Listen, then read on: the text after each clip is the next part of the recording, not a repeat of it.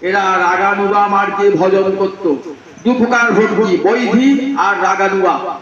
বৈধি ভক্তি, গোবিন্দ ভজন না করলে পাপ হয়, নরকে যেতে হয়, এই বোধে, কর্তব্য বোধে গোবিন্দ সেবা, সেখানে প্রাণের আকর্ষণ নাই।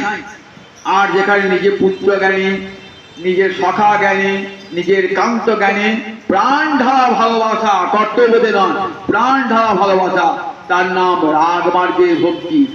এই রাগানুগা ভক্তি কালকে রাধারানীর গণের মধ্যে মঞ্জরি দেহে সেবা করতেন। পৃথিবীতে আছে মাত্র 3.5 জন যারা একমাত্র রাধারানীর গণ। কে কে বললাম? রায় রামানন্দ, স্বরূপ দামোদর, সিকি মাহিতি 3 জন, আর মাধবী দাসী নারী বলে আছেন 3.5 জন।